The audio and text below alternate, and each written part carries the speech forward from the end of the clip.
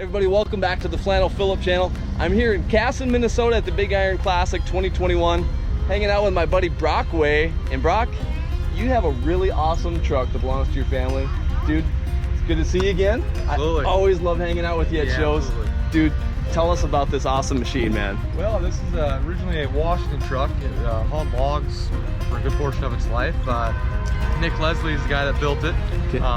My favorite thing about this truck is the chrome dash in it. It's got an actual steel A-model dash. Typically they're aluminum, but this one is actually chrome, so that's why it looks so good. I'll show it to you here. Yeah. A little bit dusty, and it did have pipes on it this morning, believe it or not.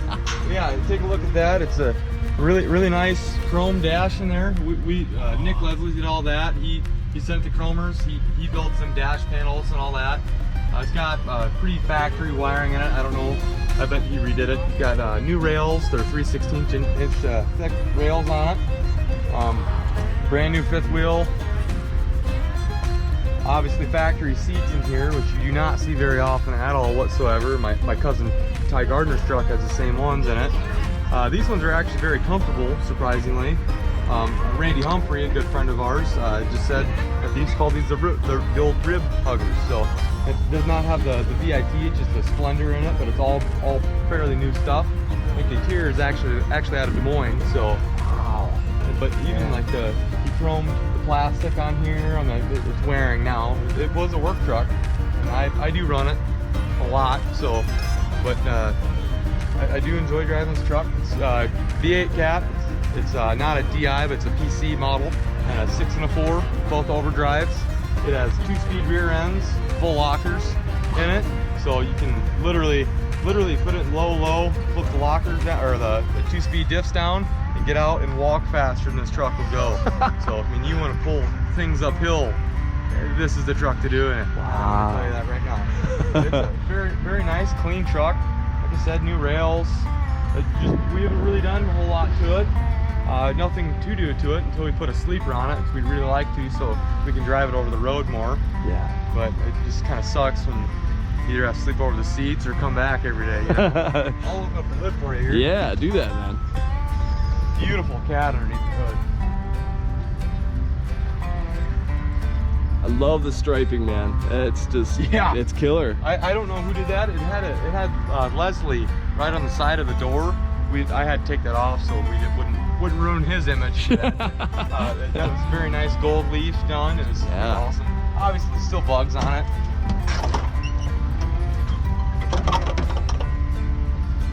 This right here, this is a little, I think it's a little overstocked, but we have not been in the motor. We're not big V8 guys by any means, but I sure do like it. It has plenty of power.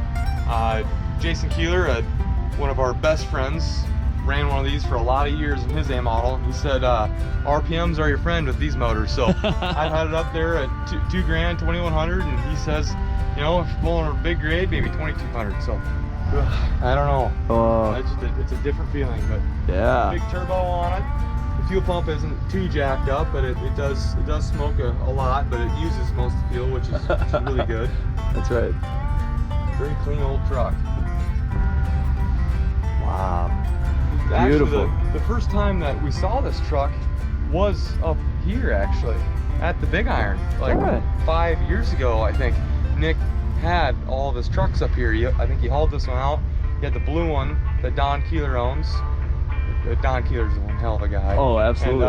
And then there's also that green one right there. And there might have been another one with that crew, but saw it there. And then down at the ATHS Des Moines show, he had all of them there too a couple years ago. That was just so cool, and we actually ended up with the trucks, which is awesome. Thanks to Jason Keeler, he had that connection there. Yeah. Man, it stays nice and cool on the hottest days, pulling 80,000 pounds regularly. So wow, it's all right. What sleeper do you guys plan to put on here? What's the plan? I wanted a 36 inch on it. But then the model guys, this is actually the truck that the die-cast A models, this is what they measured off of, because it is factory. It's factory as factory can be, with the exception of the hood. That's another cool thing that Nick Leslie does, is he lengthens the hood. Typically it'd be about right here, so he adds 7-8 inches on the bottom of it. So really cool, subtle things like that really make these trucks stand out from the crowd. Absolutely. But I think we're gonna put a 60-inch on it, so you have a little bit more room in there, make it a little bit more user-friendly, stretch the frame out a little bit. Gonna have to maybe take that hitch off the back of it that we obviously don't have a use for, but it is very nicely done.